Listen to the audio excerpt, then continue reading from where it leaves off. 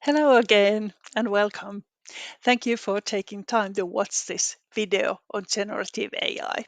This is our second training video, and today we will focus on ChatGPT and Copilot. These videos are provided by Salto Digital, especially for national agencies. I will first show you a few slides, and then I will show how Copilot and ChatGPT work and how you can use them in your everyday work. My name is Matleena Laakso. I'm an e-learning expert from Finland, and from my blog page in English, you can find both the links to all of these videos as well as to slides and some other materials on AI and digital tools. The first online video training was an introduction to generative AI, and today we will focus on Copilot and ChatGPT. First, we will look at the privacy and copyright issues, and then just practical tips how to use Copilot and ChatGPT to assist on your everyday work. And later in the autumn, we will focus on how you could use AI in innovative way for teamwork, and then we will explore the various AI tools as well. There are many different conversational general purpose AI applications out there. And since this is quite new technology, new features are published often, and there are many changes month after month. An important thing is to use primarily institutional accounts for safety reasons. Never share personal or confidential or sensitive information, especially to free public AI tools. These institutional accounts cost money, but for that money, you will get more privacy and they are more safe. And when you are wondering what tools you can use and what information you can insert to these tools, check out the organizational guidelines because these are changing all the time, and also different organizations might have different versions of these tools. So they will also have different guidelines what kind of information you can insert them. And always double check the facts because AI can and will hallucinate. In addition to what I mentioned in previous slide, the privacy depends on your own choices and on the version you are using. With free versions, the privacy and safety is never as good as in these paid versions. Today, I'm using the Pro license, which is sold for individuals. You probably have the business or enterprise version either from ChatGPT or on Copilot. So please concentrate on the tools that you have the paid license because then the safety is much better. The terms of use have dozens of pages and they are very difficult to understand. So for that reasons, important to understand how AI can be used in general, what is the ethical and safe way to use it, and always follow the guidelines of your organization. And when using Copilot, it's the same thing that the privacy depends on your choices and the version. And then the enterprise data protection sign, this green icon, is important to check out that that is available. That means it's more safe than the free version. This is the slide I showed already in the introduction video, but I will still talk a little bit more about copyright. So the training data of AI tools comes mainly from three different sources. It's about public data in internet. It's about the data that the company has already. For example, when Meta company is training AI, it has access to the data of Facebook and Instagram and so on for over a decade. So these companies might have a lot of data. And then it's the data that all of us who are using AI are giving to AI, at least when you are using the free free version. And this hallucination and mistakes come from the data because it is not perfect. It has a lot of old knowledge, it has propaganda, it has some controversial data, uh, so there are many mistakes in there. And it also have a lot of information that is under the copyright law, so that's one problem. Terms of use of the tool you are using has effect, especially when you are using a free license. Then you usually have to mention what tools you have used. What data can you provide to AI? Be very careful, especially with free tools. And when you have these paid versions that your organization is using, check out the guidelines of your organization because these are changing rapidly. So check out what information you can input to those tools. Who gets the right? The copyright belongs to humans and to organizations. So the copyright or the AI tools, they do not get the copyright to the content they have created. Um, there are still quite many open questions about copyright issues and AI. This transparency is quite important, and it is set also in the EU's AI Act that we need to be transparent, meaning that you need to let people know if you are using AI or not, whether you are creating images, photographs, creating chatbots. The users need to know whether it's human made or whether they are communicating with AI. Here are a few facts about designing prompts. Uh, Here are kind of four steps. First is the introduction. What is the specific task or instruction you are giving to AI? And then there's the context. The more context you give, the better answers you will get. If you ask uh, for example, ask what are large language models? The context is very different if it's children of 10-year-old or if it's persons who are actually using AI or if it's a developer who is creating AI tools. Then there's the input data. The more you tell about your what you need, the better answers you will usually get. You can often input images or PDFs or links to AI to give more information. And then there's the output indicator. Do you want to have a slide set? Do you want to have a summary, timetable, key points, short answer, long answer? You can ask it just as a text, that's what it normally gives, but you can also ask it as a Word document or PowerPoint document, so it will be easy for you to make changes afterwards.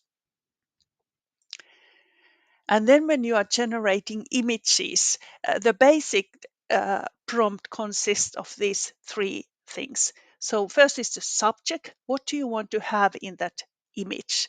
For example, middle-aged woman uh, at a middle-aged woman from Finland. Okay, and the background might be October at the schoolyard with children between 10 and 15 years old playing at the background. And the style might be something like uh, realistic photographed or painting. You can even mention what style of painting you want to, and you can ask for cartoon or black and white image, whatever you want to. And one tip is that tell the aspect ratio, especially when I create images for either for social media or for PowerPoints. I need to tell the size of the image I want to have. So if you want to fill in the whole PowerPoint with that image, then it would might be this 16 and 9.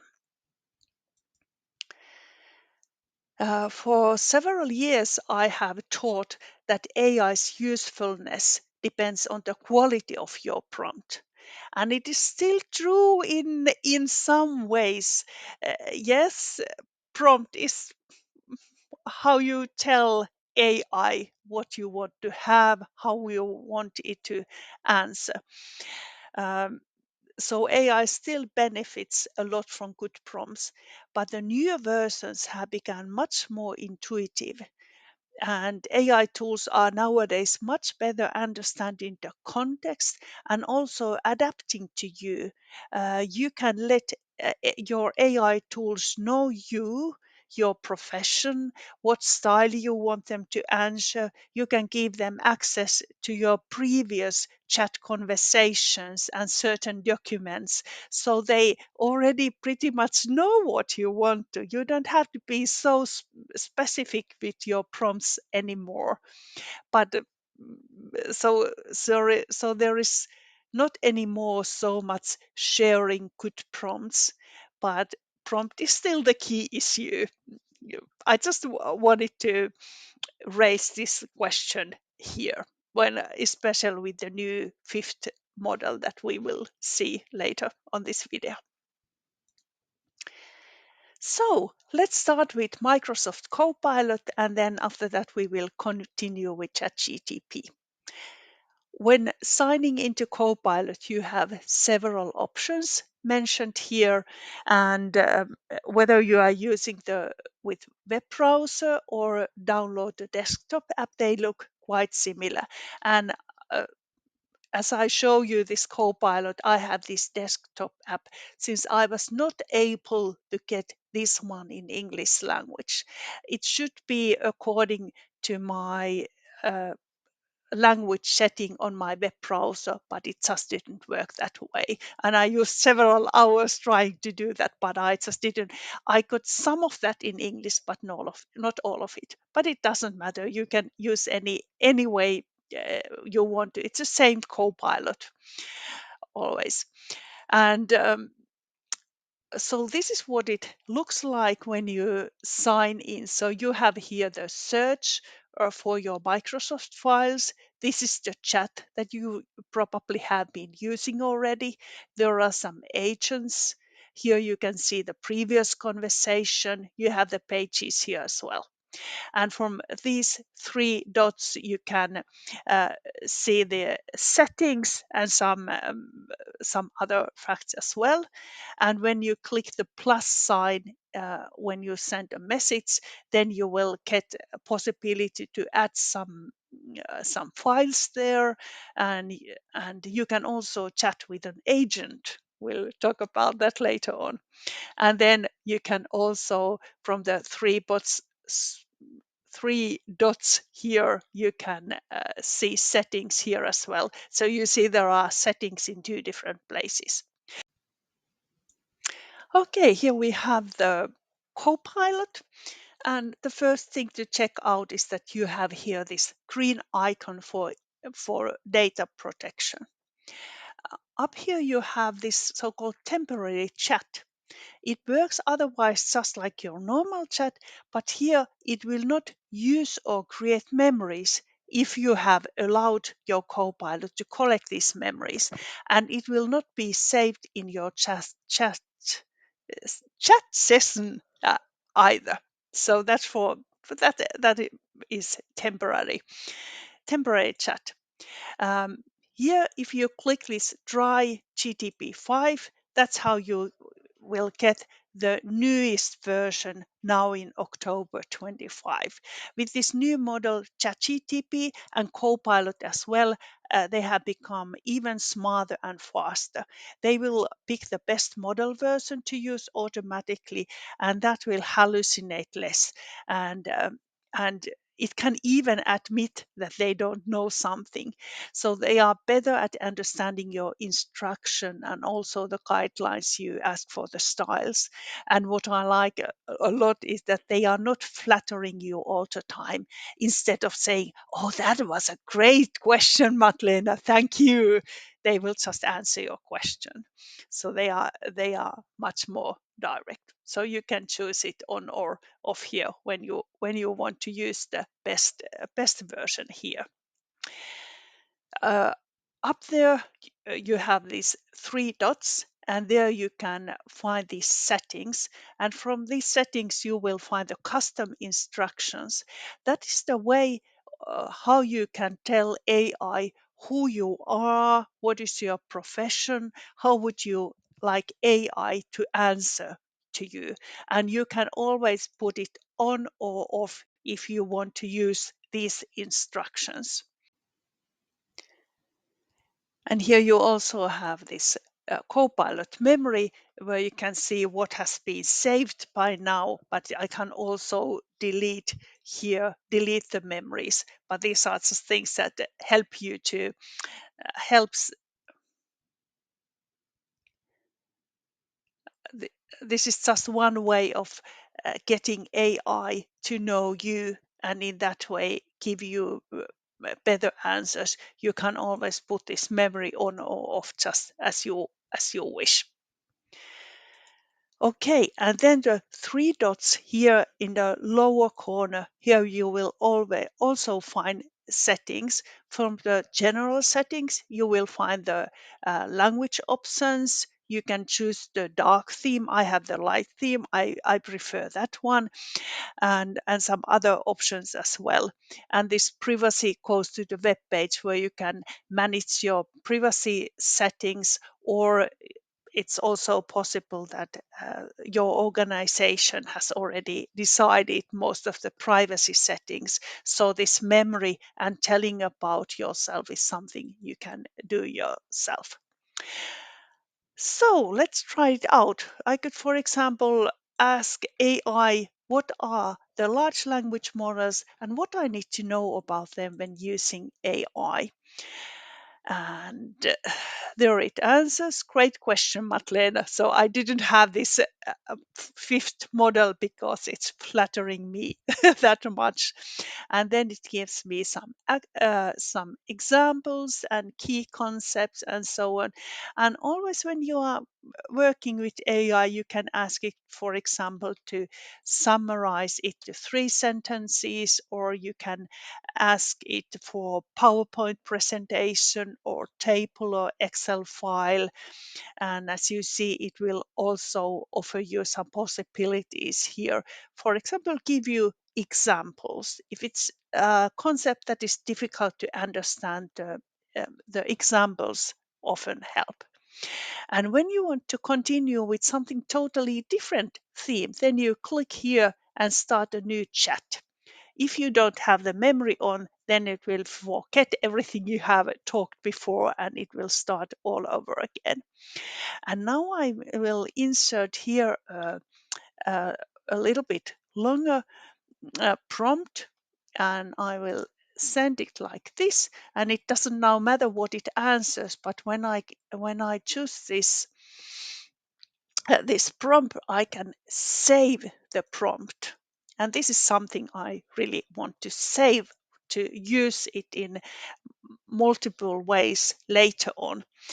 And now when we take the new chat, uh, we will see here some suggestions. But when I scroll it down, I can choose here, choose more, and I scroll even more. And now uh, I can see here the prompt gallery.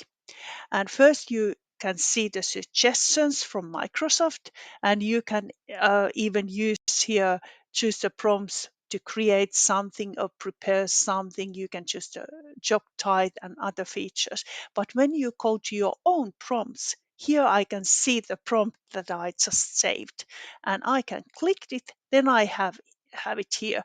And now this was the basic prompt for creating multiple choice questions. And the idea is that I have it saved here already. I don't have to write it all over again. I just add here the topic and the target group. And then I can create multiple choice questions. And I have told it to give them to me in the way that uh, that now I can just copy these and add to Word document or PDF files, and then they can be just be inserted to Microsoft Forms.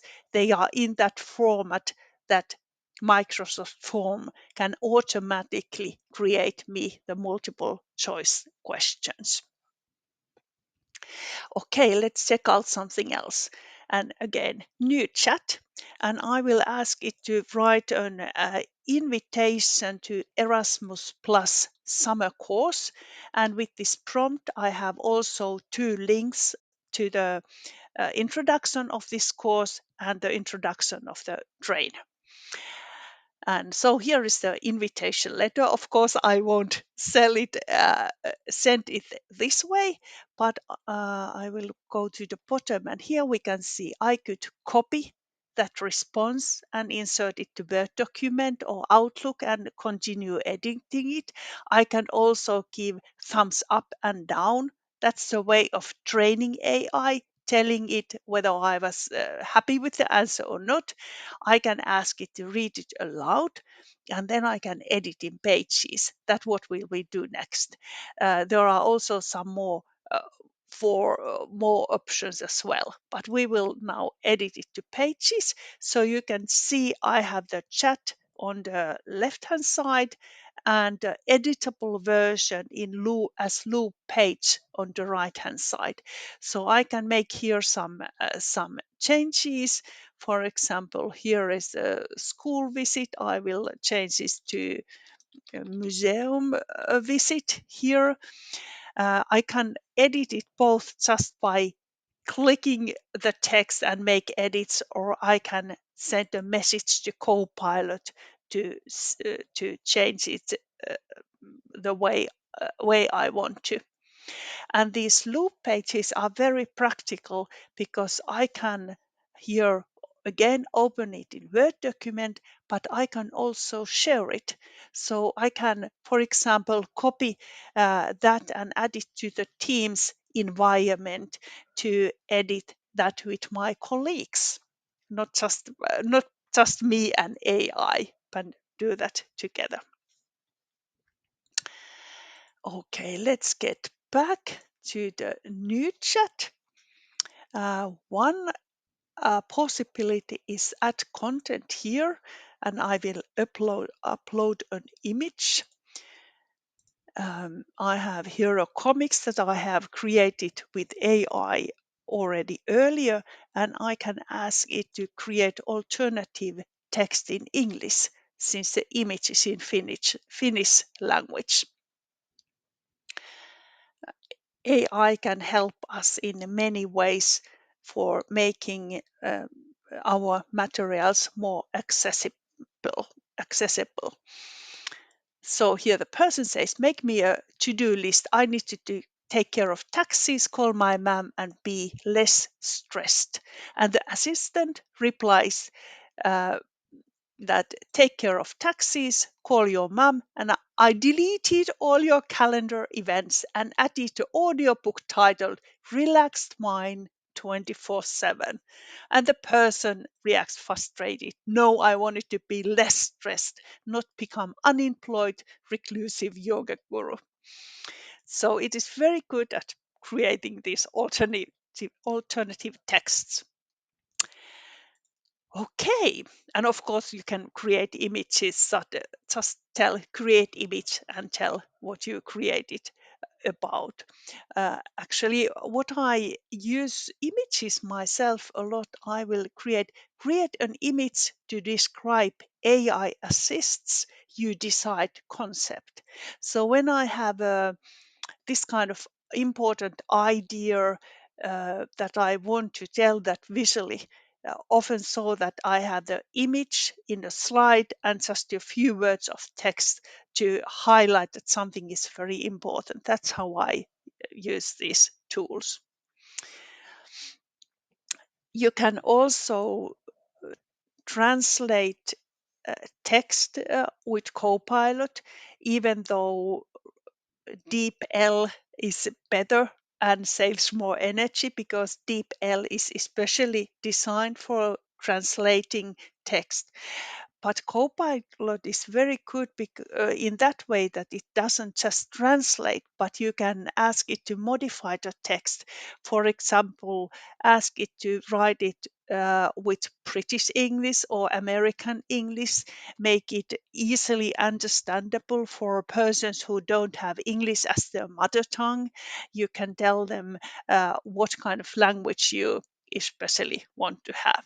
So here you see in real time how quickly the images are created, and then you can just copy the image or download it to yourself, or make it more abstract or more futuristic style or so.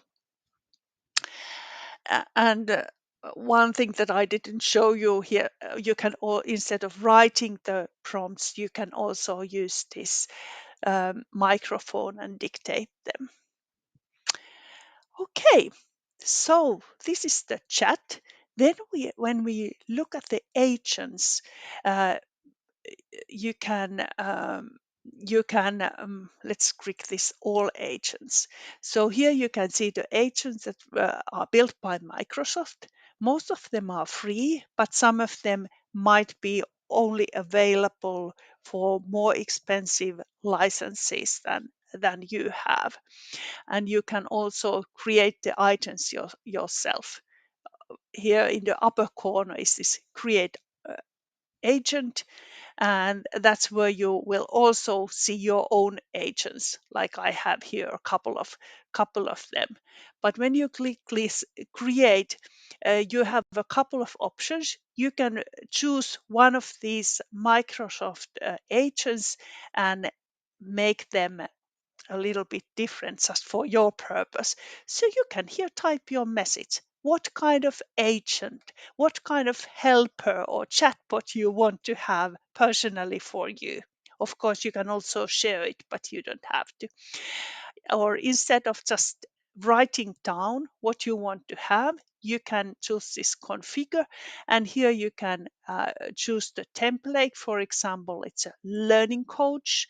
You can add an image, you can give the name to that name that agent. Okay, so I get the suggestions here already. You can give the instructions how you want that agent to work, and then you can, for example, add information as links, or even download files depending on your license. You can decide whether it can also understand code, or whether users can create images or not. So there are many different choices. And before creating it, you can just click here, try it out, and here you will see what it looks like. I don't have so much content here, but just to give the idea that you can just create this in a couple of minutes. Of course, to get better agents, you need to try it out and make them better and give very specific orders how you want it to work. And then you can just click here and create that. And let's check out how long does it take. Okay, and it works only for you. And if you want to, you can give it to anyone in your organization, or specific users, or just you. That's how you create these agents. Okay, these were pretty much the main points how Copilot works at the moment. If you are using Copilot with Edge web browser, you can allow uh, Copilot to see which web pages or PDF files you have open in the web browser, and also discuss about them. And one feature that is coming very soon also to European countries is that you can use Copilot chat in Word, Excel, PowerPoint, Outlook, and OneNote apps with no extra cost. So it means that the Copilot will see your document. It can see your PowerPoint. You can discuss with Copilot with your PowerPoints, but you can edit them only in the chat window. So it's not able to edit the PowerPoints directly. For that kind of work, you need the paid version, about 30 euros or so in the future as well. But that will be a big change. It's already published feature, but not in Europe when I'm recording this in October.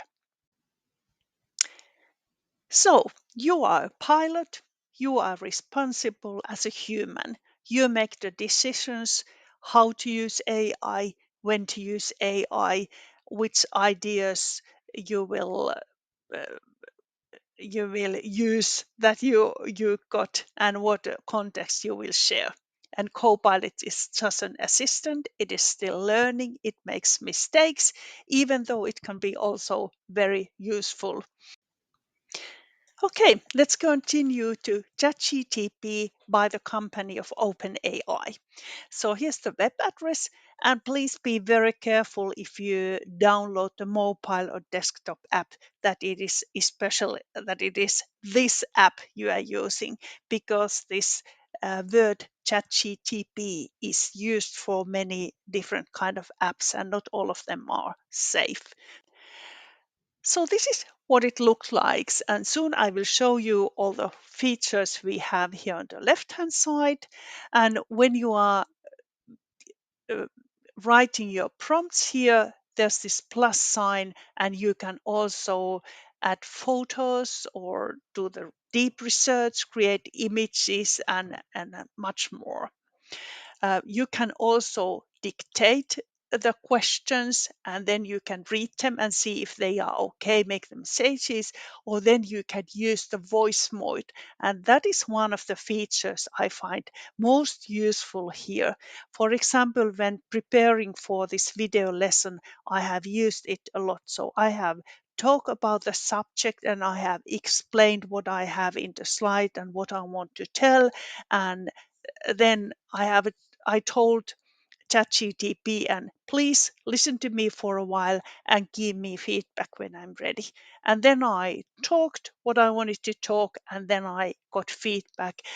Not so much about the content, because I'm quite uh, into that, but I wanted to have feedback of the English that I'm using, and some phrases, and sometimes asking it how should I tell something, which words to use, and so on. And also this ChatGPT has this temporary chat available here. So on the left hand side, you have all these options. You can always uh, collapse or expand it from that small icon over there. Here you can open the new chat. You can also search information on your previous chats. If you choose this library, you will see the images you have created before. And for this codex is for code. If you want to write code, that's what you need. Then we have these GPTs. These are kind of chatbots. In Copilot, they are called agents, but this is pretty similar feature. And mm, then we have here projects. So you can create project for your work, and the reason for that is that you can insert several kind of files over here, and then all the discussions you talk with this within this project have access to the information you have shared in those files. And that way you have kind of uh, you have a project where you have collected all the information that concerns this project. And then you have here the chats, everything you have done before, and you can share them, you can rename them, then it's easier to find them when you if you want to come back to them. And you can also move these to your projects.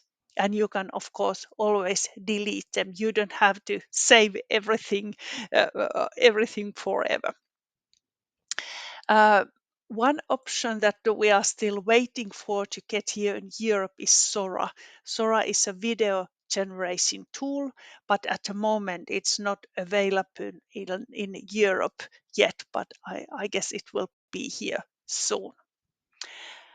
When you click your name and your photo, then you will get the settings, and from the settings, in the general settings, you can choose the theme and the colors and also the language. And especially for the spoken language, I suggest that you choose the language you are speaking. You can even choose what kind of sound you want AI to have if you have discussions. Hey there. I've got a really great feeling about us teaming up. How can I jump in and help? Hello, it's lovely to meet you. If there's anything you need, please don't hesitate to let me know. I'm here to help. Hey, how's it going? I'm looking forward to working together. Let's figure out where to start. Okay, and then we have here this personalization. So you can choose whether you want it to customize how it responds to you. You can choose the personality that AI has, whether it will answer in very cynic and critical way, or like a robot being very efficient, or if it's a thoughtful, supportive listener. And you can always come back here and change them, and even though use the same question and ask it to answer you in different ways. And you can also give it custom instructions like be an engaging conversational partner, respond briefly, challenge me with good ideas. You can also tell about yourself, your name, how you want it to call you. It can also be something else than just your name. You can tell about your occupation, more about you. You can choose if it will save memories. So that is the way that if you want to, you can let AI, this one AI tool, get to know you, so it can serve you better. You can of course deny all of this if you don't want it to know these things. And then we have this data control. So here you can choose whether it will improve the model for everyone. Uh, but I suggest you take it off so that none of your information will leak to AI. And here are some other options as well. Okay, let's take the new chat. And here we have auto models. So it's automatic. So um, this ChatGPT 5 will decide according to question whether it will answer you right away quickly, or whether it will use more time for thinking. You also have the older versions here. I will now use this automatic so it can choose according to the question how to answer me. And here I could ask, for example, that as an EU official, how can I use ChatGPT in various stages of planning, implementing, and assessing international projects? And I did ask it to respond me with a short list. So if you already know, if you want to have an article or short list, let AI to know how to answer you. You could also ask it to create a social media, let's say LinkedIn post of these ideas. Uh, so it can create you pretty much anything.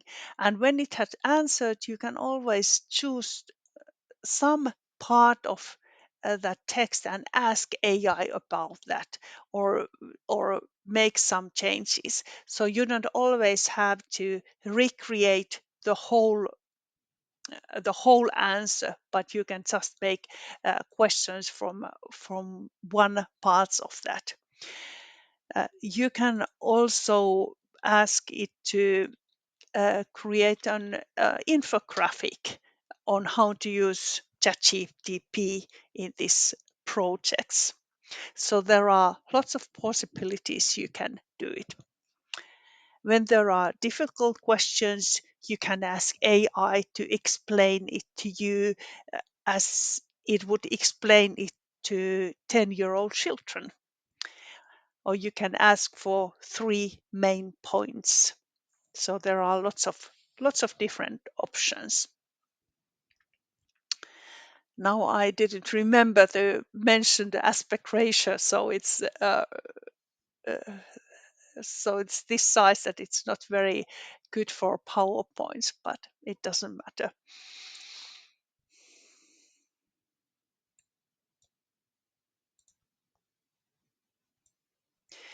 Okay, the image has been created. So it's about planning, implementation, and assessment. And of course, I could uh, keep going discussing with that how to make it even better. If I let's take a new chat again. If I really want to have a AI to make a kind of research how AI can be used in projects, I could ask for deep research. It means that it will think about it for a longer time. It might use maybe half an hour to think, search for different sources. I could also see what kind of sources is it's reading, and it might uh, make some questions, and then I get some kind of search report. So it's not just quickly answering something, but it's really thinking about my problem and trying to find good sources for that. Of course, that can hallucinate as well, but probably not that much. And then one possibility was just discussing with that, and I guess most of you are working doing the kind of work that you need to speak foreign languages, and I really recommend using this voice mode for preparing for presentation in foreign languages, for example. I will just quickly show you how I use this. Hi, I'm creating a presentation in English about AI, and I wonder, should I use the words create images, create slides with AI, or should I always use the word generate images and generate content? And why is that? Hey, so you can actually use either create or generate, and both are fine. In general, generate is a little more common in the AI context just because it sort of emphasizes that the AI is producing or automatically generating something for you. But if you say create images or create slides, it's absolutely clear and no one will misunderstand you. So it's really just a matter of style and what sounds more natural to you. Yeah, okay. I usually try to remember to use the word generate, but I sometimes forget it and just speak about creating. But it's good to know that they are both fine. Okay, and then I will also get that in text version. So if there was something I want to copy paste and use, I can do that as well. And as you noticed, I didn't say thank you to AI because that uses energy. It's still a machine, even it sometimes feels very human like, but you don't have to say thank you to AI.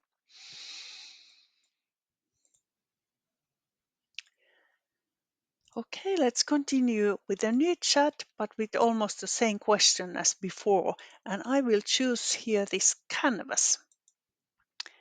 And then I have the question, and it will answer me. And now you can see that I have here in the upper corner copy, edit, and download. So if I want to edit this document, it's still writing it, but now I have here this magic pen, and it means that I can, if I want to, I can add emojis to lists, for example. Here are many lists in this answer. And here you see that you can use it for idea generation, proposal writing, policy alignment, and so on. And I can also edit it to add final polish. Um, okay, reading level.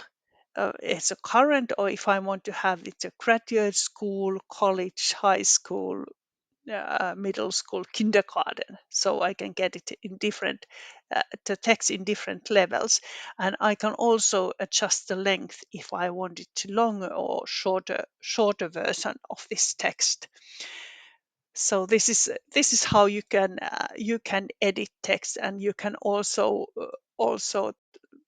choose such words and ask ChatGPT about them, or make some other changes there. And then you can share it, you can show the changes, or you can copy, or you can always go back to previous versions as well. Okay, then what we have here is this so-called uh, I open this agent mode. I tested it out yesterday and it was quite amazing. Let me just search for the example. So here I have it. So it worked for 10 minutes. I asked it to purchase 2 movie tickets for Saturday evening for Downton Abbey in Tampere. And it took it 10 minutes, and it was searching several web pages, every now and then making me a few questions about it. And I can see here the whole process that it made during that time. Where did it search information and so on, and it finally managed to uh, give me suggestion of everything it needed. It did skip the popcorns and Coke. It might also ask me if I want to have them or not, but now it didn't. I almost felt sorry that I didn't buy those tickets. I was just testing this tool. But this is an agent, and agent here means that it's not just answering your questions. It can go to different web pages. It can reserve hotels or make theater reservations, restaurant reservations, and it can ask you a question if it needs some more information. And if you want to and feel safe, you can even give your email address and the payment information, so it will take care of everything. So I guess that's something that we will use a lot more in future years, when it will become more and more advanced technology. Okay, a few words about this GPTs that you can call, that Microsoft calls agents, or you can call them chatbots as well.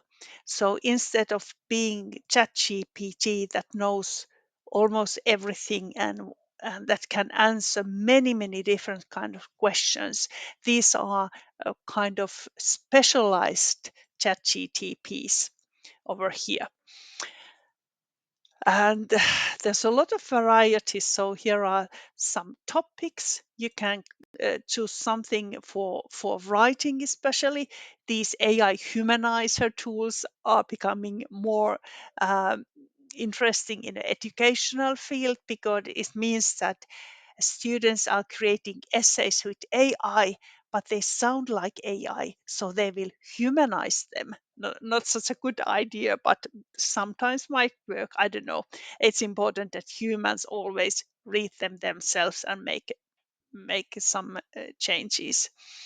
There are these productivity tools like creating videos or presentations, or adding captions to videos, research, education, lifestyle, DALI for creating images, programming, and so on. Uh, I once tried this Write for Me, and instead of writing me an essay or blog post or LinkedIn post, it was asking me a lot of questions. What are the key points I want to have in this text? to whom I'm writing. Do I want a shorter or longer version? And instead of just giving me the written text, it made me a lot of questions and showed me this is the beginning of the text. Are you satisfied with the style, or do you want to make some changes? So I needed to participate on the work that AI did for me. And then you can create your own bots as well.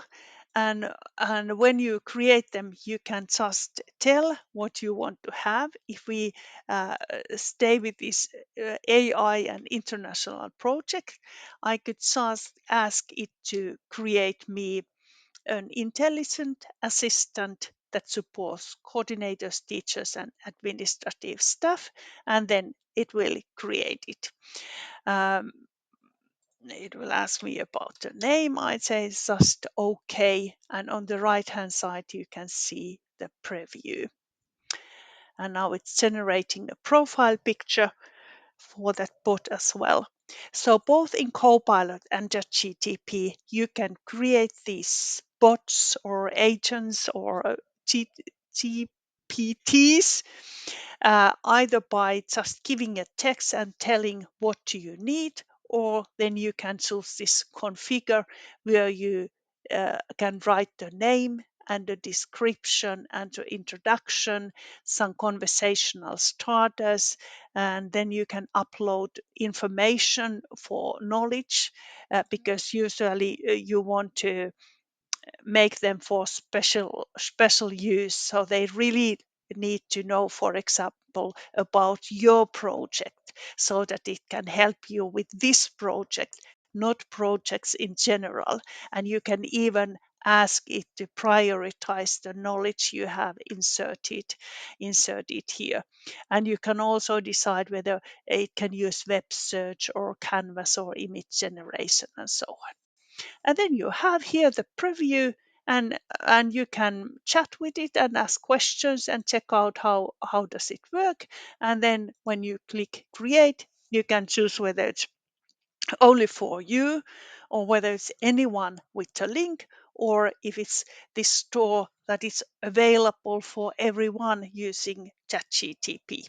I will now create it only for me because I haven't checked it out, and it's just the AI created content. So if I really make this, I would need to read it loud and carefully think what I'm doing and what kind of introductions I'm giving. Then I give it save, and that's it. Okay, and at the end, I still have a couple of examples. This image is created by AI. I have used this when teaching teachers because this looks like a typical student. But a couple of days ago, I had a webinar for senior citizens. So I inserted this image to AI and asked it to look like 70-year-old female, and this is what happened. So not just you cannot just generate images or other kind of content, but AI is very capable of transforming that to different kind of contexts. And here's another example. Here's uh, my photo, and I asked AI to create a comics about that. This looks very, quite much younger, but it's the same person anyway. So thanks for watching, and now I encourage you to try out all the new features you don't know yet, and please share the ideas with your colleagues and find out together how AI can help you in your work. Okay, bye bye, and see you next time.